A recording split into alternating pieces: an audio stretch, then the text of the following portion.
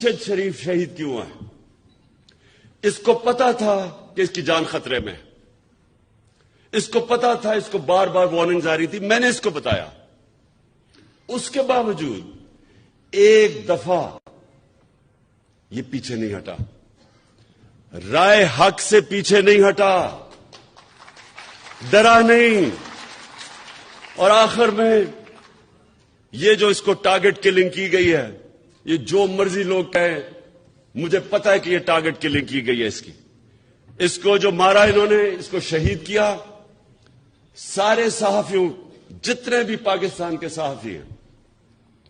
یہ آج آپ سب کے لیے ہے کہ آج آپ چاہے ارشد شریف کے سے متفق ہو یا نہ ہو، یا آپ دوسرے کیمپ میں بیٹھے ہو اور ان چوروں کی حمایت کر رہے ہوں، یا آپ کے اوپر لفافے چلے ہوئے ہوں، ضمیر کے بیچے ہوئے ہوں آپ نے، پھر بھی میں آپ سب کو کہتا ہوں کہ یہ ہے پاکستان کا وہ صحافی جو شاید ہی میں نے ایک اتنا دلیر، ایماندار اور محب وطن صحافی دیکھا ہو جو بالکل اپنے موقف سے پیچھے نہیں ہٹا، جان اپنی خطرے میں ڈال کے وہ کھڑا رہا رائے حق کے اوپر۔